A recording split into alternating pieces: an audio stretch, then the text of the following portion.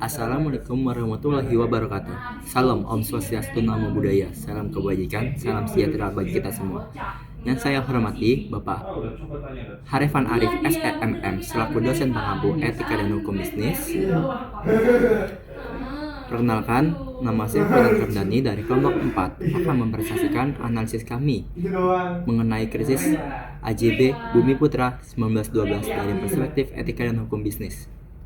Bersama rekan saya, Seniko Septiano dan Saifa Aksan Adinugraha. Latar belakang PT Bumi Putra. Mari kita mulai dengan memahami latar belakang Bumi Putra. Didirikan jauh sebelum kemerdekaan, Bumi Putra bukan sekedar perusahaan asuransi, melainkan sebuah monumen sejahtera dengan filosofi luhur gotong royong, di mana pemegang polis adalah pemilik perusahaan itu sendiri. Namun, ironisnya, para pemilik inilah yang menjadi korban utama ketika perusahaan gagal memenuhi kewajiban fundamentalnya. Kenapa dia bisa gagal? Karena membayar klaim jatuh tempo. Kasus gagal bayar triliunan rupiah ini mencuat sebagai anomali yang menyakitkan, menunjukkan bagaimana institusi yang dibangun di atas fondasi kepercayaan ini terperosok dalam mismanagement, defisit likuiditas, dan solvabilitas kronis. Ini mengundang pertanyaan mendalam, bukan hanya soal laporan keuangan, tetapi akar masalah etika dan hukum yang jauh lebih dalam. Landasan teorinya. Untuk menganalisis kasus ini, kami menggunakan beberapa landasan teori etika bisnis. Yang pertama itu adalah landasan teori deontologi, menyoroti bahwa membayar klaim adalah kewajiban mutlak. Menunda atau tidak membayar klaim secara inheren adalah tindakan tidak etis. Yang kedua ada utilitarianisme, menekankan bahwa tindakan terbaik harus menghasilkan kebaikan terbesar bagi jumlah orang terbanyak. Putusan berisiko yang merugikan jutaan pemegang polis jelas bertentangan dengan prinsip ini. Yang ketiga, ada prinsip teori keadilan, menggarisbawahi pentingnya distribusi manfaat dan beban yang adil.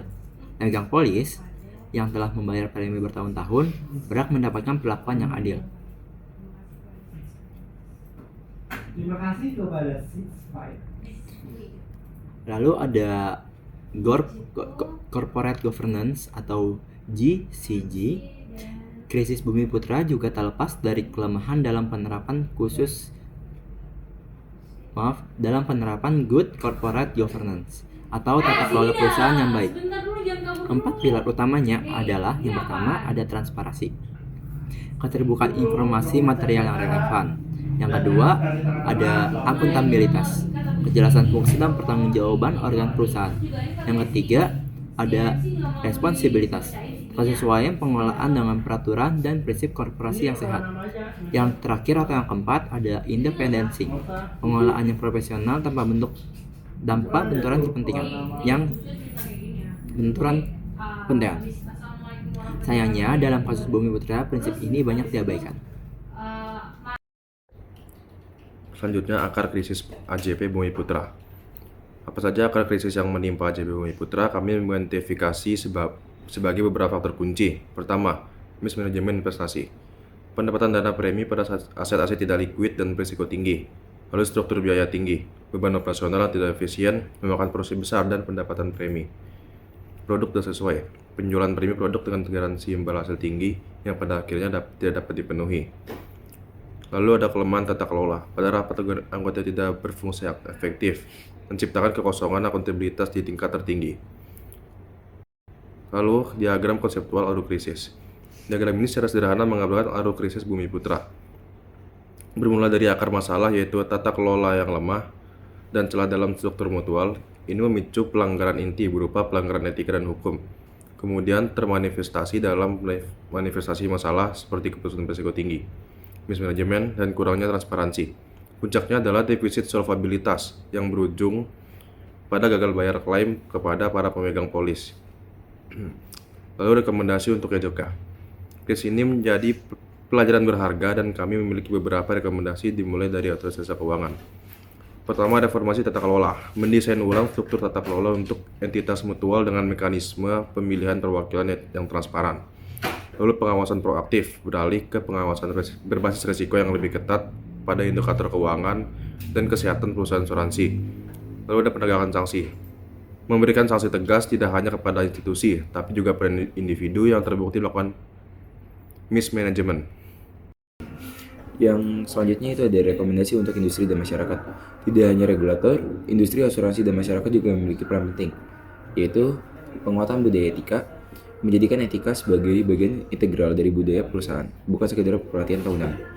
Yang kedua yaitu transparansi produk, mendesain produk dengan lebih transparan mengenai risiko dan potensi imbal hasil, sehingga masyarakat memahami dengan jelas.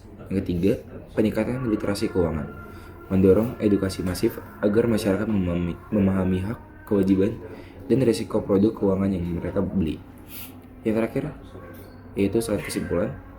Itu sebagai kesimpulan, krisis AJB Bumiputra pada tahun 1912 adalah manifestasi kompleks dari kegagalan sistematik yang mengakar pada tiga dimensi fundamental: pelanggaran etika bisnis, kelemahan aspek hukum, dan hancurnya nilai-nilai kepercayaan.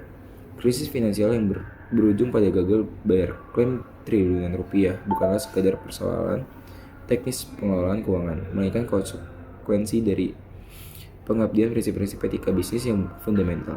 Ini adalah pengingat penting bagi seluruh ekosistem bisnis dan keuangan. Mungkin cukup sekian. Demikian presentasi dari kami. Terima kasih atas perhatiannya. Kami membuka sesi